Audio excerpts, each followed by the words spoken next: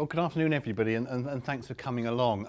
Obviously, we originally did this presentation, it was in the basis of having followed on a number of other presentations in Quebec. So I think two bits to start there. Obviously, those other ones had really looked at how are things working with cooperatives and what difference are they making, what should they do, and what this one does is then actually say, how do we go beyond that to work with the state?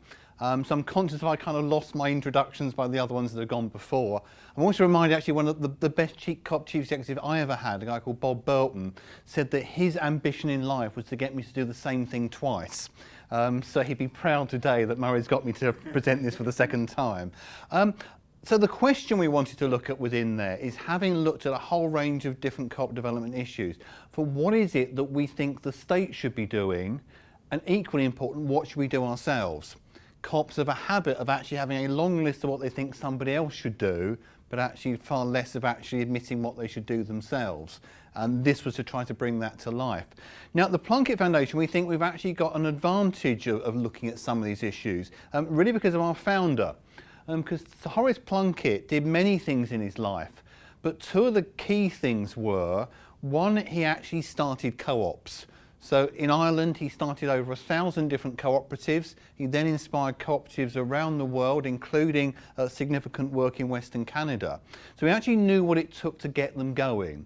And he actually knew people in co-op world and supported them. He knew their strengths and he knew their weaknesses.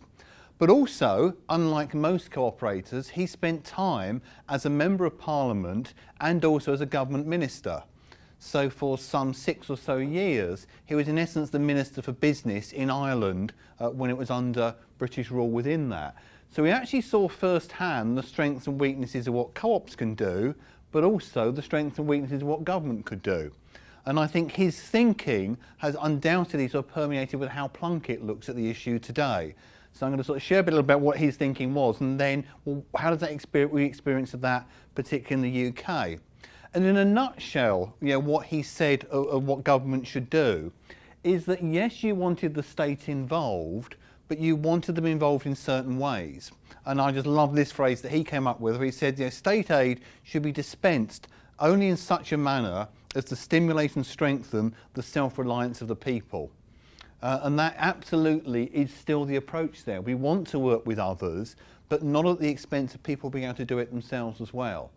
And if you get that wrong, you lose something. If you just say to a community, here's a very large chunk of money, your problems are over, they stop engaging with solving those problems. I know we've a new funder in the UK emerging called the Power to Change Trust, and one that the interim chief exec there tells the story of how he visited one of the villages that we work with. They had two needs in the village. They'd lost their village hall and they didn't have a shop. And a local multi-millionaire was so concerned about this that he put all the money needed in to create a beautiful village hall. But there was no money left over to do the shop, so the community went door to door, knocking on doors to get donations of £10 to actually pay to start the shop going. The end result was today, you've got an empty village hall that's hardly used and no one volunteers for, and a thriving village shop that actually, doing it themselves created a greater sense of purpose. So what should the role of state be then, if it's not to come in and solve all our problems? Well, I think the UK makes a really interesting example of the strengths and weaknesses of that one. If we go back to 2000, it was our general election. And for the first time in the history in the UK, the platforms, or the manifestos as we call them, of the three main political parties all mention cooperatives. It never happened before in our entire history that every main political party talked about the importance of cooperatives. This was kind of a celebration within the sector of, oh boy, we've made it now, everybody wants us, aren't we famous? But the really telling bit for me was if you actually bothered reading what the manifestos said. Because they didn't talk about every form of cooperatives, they focused on certain ones. And across the three, there were only 3 types of co-op that appeared in every party's manifesto. So every party saying, if we come to power, this is an important part of how we want this country to be if you vote for us. And those 3 forms of co-ops that they found were saving your village shop, saving your pub as a cooperative, or saving your soccer team. So two things come out from that one. One, these are the smallest forms of co-ops in the UK. These aren't the big, powerful, multi-billion enterprises. These are some of the tiniest co-ops in the world, never mind the tiniest co-ops within the UK. But all of them are rooted in their community, and all of them have come out with people not wanting to start a co-op, but actually wanting to solve a problem. To actually wanting to say, there's something wrong around here, we can only solve it together, no one will solve it for us. And that's the real message, not just that that's what communities connected with, that's what the political parties connected with. They wanted co-ops that helped make the world a better place within it. They wanted co-ops that were problem solvers. And I think as a movement, if we think in that way, that our strength with the political system isn't about aren't we very clever, aren't we very large, but don't we make a difference to ordinary people's lives, and don't you want to be a part of that, we start to get a very different dialogue with them. So therefore what we see today is often many politicians not wanting to engage with the wider co-op sector, but actually are willing to engage with those smaller co-ops if they deliver success. Shortly after the election, the Prime Minister, David Cameron, was appearing before the committee of all the select committees in our Parliament. And one of the questions he had was, how will you judge the success of your premiership? And his answer was, I will judge it a success if it's easier for a community to save its village shop, its pub or its post office, which roughly translated mean if it's easier to start a cooperative. So not a bad opening for us. And so to this day, although they don't monitor the whole of the co-op sector within there, we actually produce reports as Plunkett on the success of those shops, pubs and post offices that goes direct into the number 10 policy unit. Really simple, one-pager, what's actually happening out there, where are the successes, but also where are the barriers that your government can help remove. It's a really simple document produced quarterly, but in it is a bullet point and actually the difference it could make if you change planning in this way, if you change funding in that way, and that's regularly reviewed with the Prime Minister's office for that. So I think locked up within here it's twofold ideas. The first one is the idea that if we actually focus on the difference our co-ops make, people start to listen, if we can make the case and if we've got the data for it. But secondly, what starts to happen then is others want to make the case for you. To give again, staying with the Prime Minister, I mean, Plunkett is a non-party political organisation, so I should stress we work across all the parties, but staying with the current Prime Minister, there's one thing you can do that goes up a notch from being Prime Minister, and that's being leader of the G8. Because at that point, in theory, you're leader of the largest economies in the world. Now, if you actually got to do that in your career, you're probably going to think quite carefully about what you say as it, because history may remember that one. So when it was the UK's turn to be that, the first speech that Cameron made on that was around the role of social investment. So as leader of the G8, you're not going to pick ideas that you think are flaky. So what he said in that first speech was this. This isn't some pipe dream. Already there's 311 community-owned shops, 18 community-owned pubs, as well as community-owned bookshops, cafes, swimming pools, bakers, farmers markets, even community-owned broadband networks. He actually staked his reputation on actually celebrating co-ops within there. And that doesn't happen accidentally, that happens by a movement finding the right language and the right resonance there. What it also does is a movement that isn't backward looking. The bit you wouldn't spot within that quote there is the numbers he used. In the whole of the speech, the only statistics he used in the speech were from the cooperative movement. But not just that, it wasn't something that we'd written several years ago. Those numbers were right that morning. If we wanted to influence government, we had absolutely up-to-date data that no one had better data for, and we could actually justify if challenged within there. So to me, that's one of the learnings of the movement. If we really want to engage with the political side there, we have to make sure that we were up to our game of it, that we're actually giving them the information they want in an accurate way, and also in a non-partisan way. We're not just simply coming up with the good figures, we're actually being very honest, those are the figures. And certainly I know his speechwriter talked about how he was challenged on the figures, and the fact it had come from a trusted source meant they would use it. So to me there's a real powerful message for the movement about engaging with the state that actually says if we get our story right and our message right, people really want to listen to who we are and they want to work with it. The challenge for us is we can't do that with everything that we do because many bits don't attract in there. But the one that really gets them in there was a phrase that Horace Plunkett used in the early parts of the 20th century when he talked about a movement that wasn't simply about starting co-ops. He described it as the dawn of the practical. That these alliances come when we're doing real things to real people and changing real lives within there. But also, we're at our most powerful when we actually aren't waiting for someone else to do it, we actually accept that we've a responsibility and role to do that as well. And there's also an example of that again from that election period. That 2000 election was really brutally fought. It could have gone either way within that, and it really was yet no punch pull within it. And what had happened, both sides took hits from the other side in terms of how they presented. Labour, who'd been in power, were presented as not being economically competent within there. And to break through that idea that they'd lost touch, having been in power for 2 terms, what the then Prime Minister decided is he needed things that people cared about. And the thing he chose that people cared about were the British pub. So therefore he decided that they would actually show their competence by giving support to British pubs. And one of the civil servants then pointed out the role of cooperative pubs and what could happen there. So we spent months and months developing a programme to support cooperative pubs as part of this one. It was announced before the election to show what a nice person the Prime Minister was, and so nice that he could announce it but not actually sign the contract to pay for it. So we then had hundreds of communities wanting to start a cooperative and no money.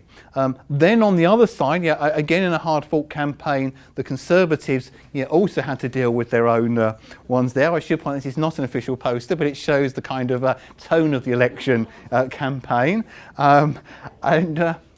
It always gets people thinking about what our politics are like on that one. It was actually a programme you could get. You could have put your own quotes in it. It's based on a real poster, but you could change in any way you liked. And you may want to use this in future Canadian elections.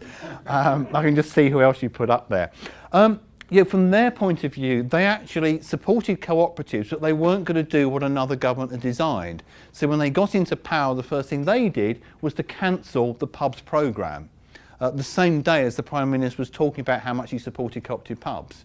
So what we were left with as a movement was over 100 communities wanting to start a co-op and no resources to help them.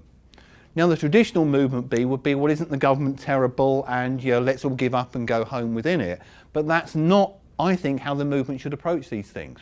So what we did is what I think was probably the bravest act I've ever seen carried out by a group of cooperators in my time.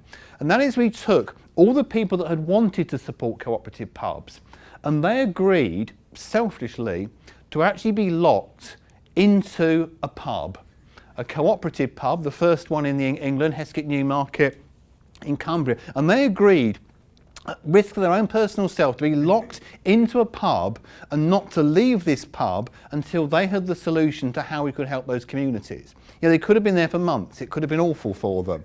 And unfortunately, there's only a cooperative brewery next door to it to keep them supplied. So after a few years, the beer could have run out for them. So the act of bravery there. And what you've got there is actually a tremendous, wonderful range of people as well.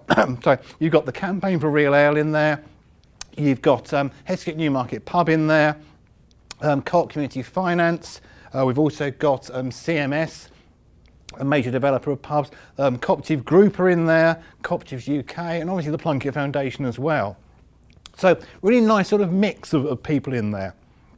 And what they did from that is to actually say we could create a scheme that didn't have as much money as we'd had before, but could actually still give the support. Could still work with people on that. So 2 things happened from that. The first one was those communities did get supported, and yes, we did start to move on with that. Thanks.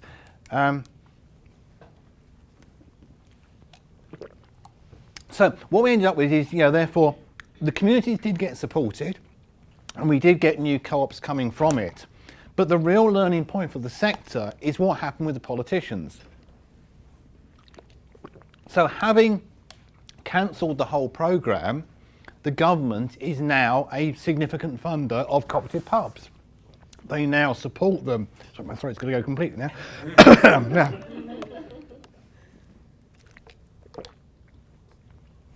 Right. So what you've now got is the government is a significant funder of pubs. They actually now provide support for a helpline and development programme for cooperative pubs, and there's now 10 times the number there were at that point in the election. So actual fact that the sector has shown success and government followed on behind. To a degree that in actual fact when Cooperative Group got into difficulty and cancelled their support of cooperatives, the government stepped up and replaced that support themselves. So having gone from we've lost the government support and the cooperative sector needs to step in, we then had the government stepping in to support where the cooperative sector hadn't been able to within that.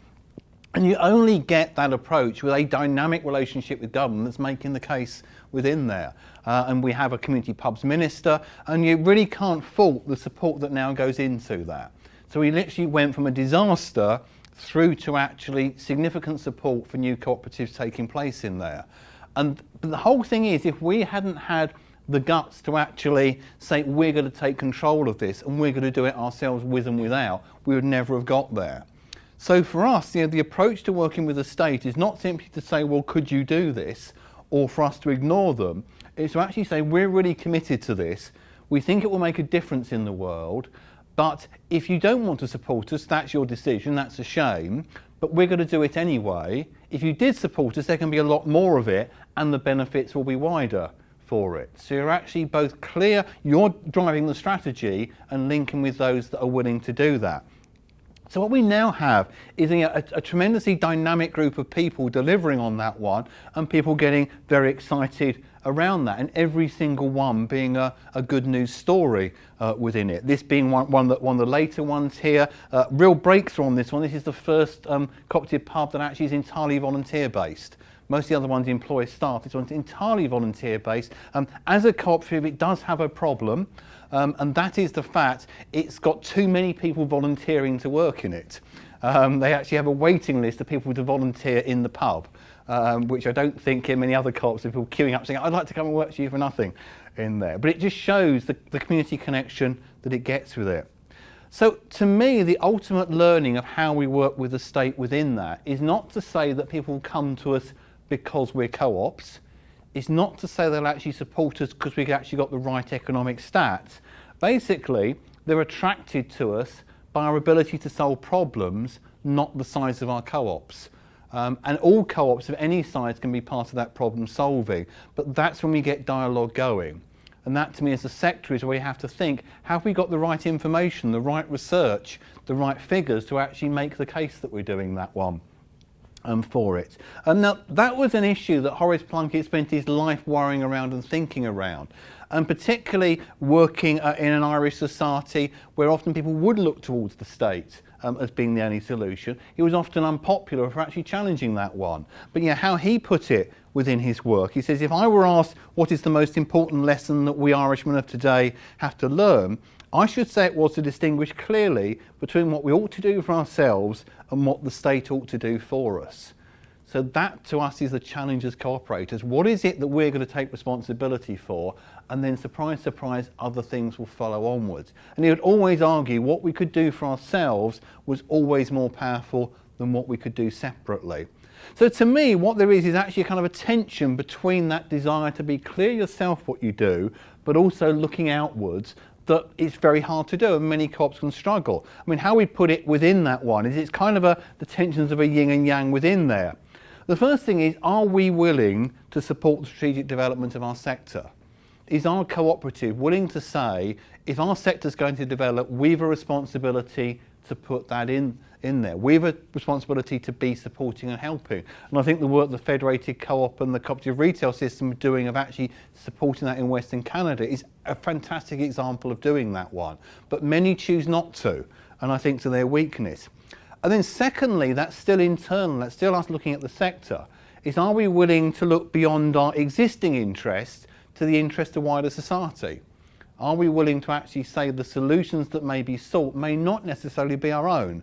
People want different cooperative forms and different cooperative solutions than the one that we've traditionally done.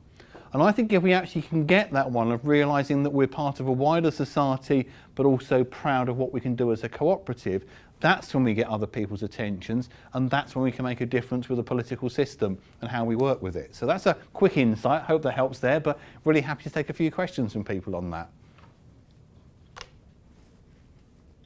So, any questions? Peter, in your opinion, how do you address the issue when, and maybe this hasn't happened in the UK yet, but when government starts to step in and want to sort of have more say or drive things in a way, you know, given the success, or taking the credit for the success in a way that sort of politicizes what the cooperative sector does. Yeah. So that, you know, in terms of not getting involved in the politics or being drawn up in, and I know that every political party has talked about co-ops, but in Canada it seems to be a little more politicized when a government is seen to be supporting co-ops. Yeah. So what's your thoughts on that? I mean, it's very hard. I mean, what you can't do is get sucked into the idea of if I'm really nice to this government, then I'm going to get more benefit, because what will happen is, yes, you will, but when the next one comes in, then you may not do within there. So I think, first of all, you have to play it straight down the line, but that's not to say you never give credit. It's to say when you do the right thing, you'll get credit, but please be clear that when you do the wrong thing, you won't. So, you know, like that pub's decision, we were on the radio condemning that, and ministers were having to go on the radio to actually justify what they'd done. So you treat them fairly and equally within that one, and you make that quite clear. But you can't deny that if actually you have put money into a programme and they're delivering on it, you actually say this is a great thing, and we really recognise that. And you probably then discuss with the other party, so if you came to power, what form of support would give? Because you wouldn't seem to be doing lesser than that. So if you play it right, it can be a virtuous circle of the more that one supports, the more that others support within there. But never ever play the short-term political game with them. Always say, this is what the movement needs, that's the direction we're going.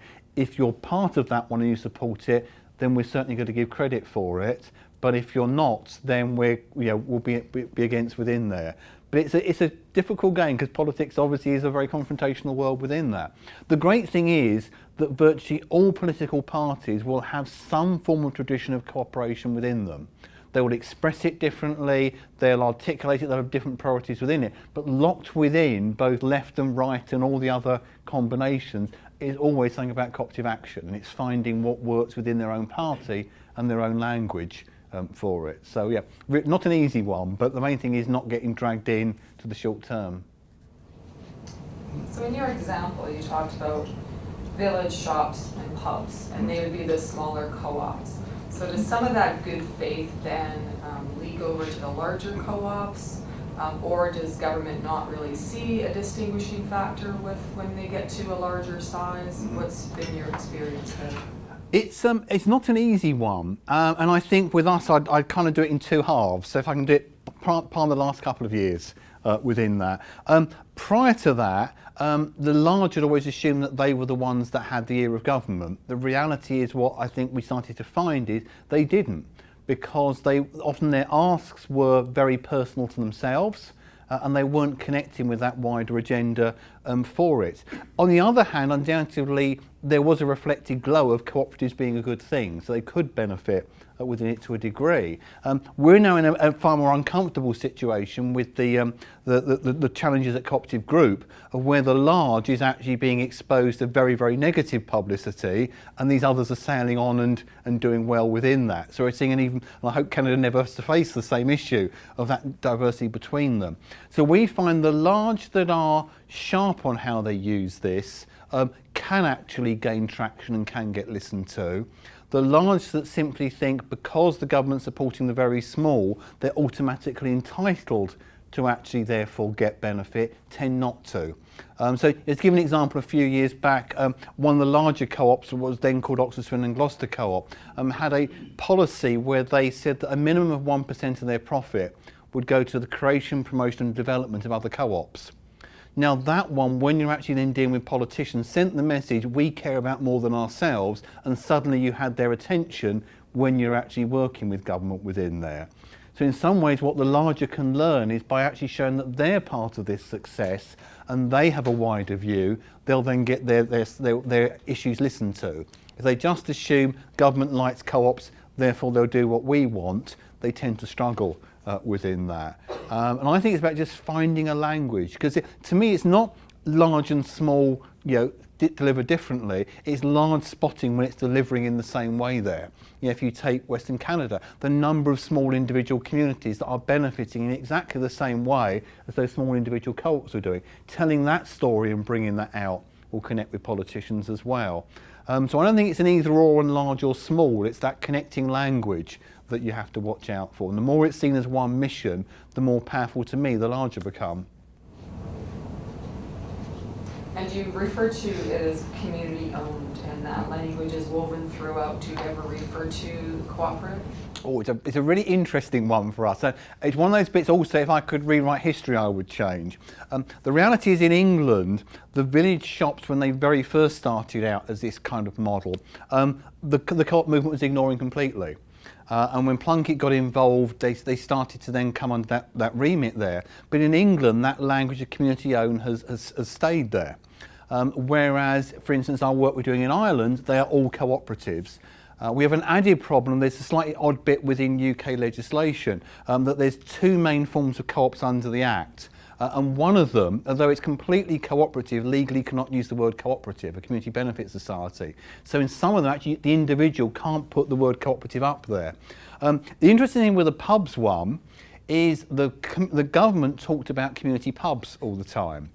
And when, in that meet the lock-in, as we refer to it there, one of the decisions was from this day forwards, we never refer to community pubs again. There will always be cooperative pubs. So we're kind of gently easing them in there. Certainly all the politicians and communities are aware that they're running cooperatives, but that community-owned label has stayed there. And we're gently trying to shift it towards community-owned cooperative. We're actually lobbying to get legislative change to actually allow to call them community cooperatives. But to be honest, I mean, the public doesn't get hung up on the labels, it's the connection and the ownership part of it. The main bit we've always said is we want ownership in there to show that that's different for it. But if I could wave the magic wand, absolutely, I'd go back and a brand managed it 30 years ago for it. But we certainly, we don't see that as a policy barrier within there, because when we're dealing with government, it's always, these are different forms of cooperatives and they're working there and so on. Horace himself always talked about, use the language of the time, but never forget who you are. So we're absolutely clear. What we do is we start cooperatives. We never fudge the issue. We never bend the model. Sometimes how we describe gets flexed on where you are. But my ultimate default is always to get it as cooperative whenever we can do. Any others? A question about, in Canada, oftentimes the larger co-ops have far more visibility. And when you framed it before and on that slide about that the government cares about the ability to solve the problems, how does the co-op sector sort of frame, especially the very more developed cooperatives, frame that for government? Because I wouldn't, my sense is that government doesn't necessarily think that current, well-institutionalized, well-developed, mature co-ops are solving current day problems. They're sort of just operating and doing business and serving, the consumers and members the way that they have for decades. So how do you see that the framing does there have to be any change in framing in order for governments to sort of see the role, or is it just different types of actions that need to be taken by larger co-ops? I think it's not an easy one. I think it's not an easy one for sort of several angles. I mean, one, you've got the one of, because you've been there a while, they've forgotten the difference you're making. They've often forgotten where it's come from, etc. within this. So reminding them of that doesn't do any harm within it. I think the second one is us reaching down to find a language to show our difference. because co-ops that just talk about size and scale, etc., are very impressive within the co-op sector because of their scale. What they often forget is they'll actually look mid-ranking when you're looking at the wider economy within there. So what we think is impressive, say we're X billion, someone saying, well actually the other day we were dealing with someone in the city who was 10 times that amount or whatever. So that alone doesn't work. So to me it's actually finding the language and the stats and the difference you're making and pulling that up within that one. I mean, certainly that co-op I mentioned before, Oxford and Gloucester co-op, you would do things about directly comparing how much of its profit went back to the community compared to its competitors within there, and the whole range of other stats that were deliberately confrontational to say, don't treat us as just being another big enterprise, there's actually differences there. But the more you can take it down to the difference in ordinary people's lives, that's the bit that will come through with that one.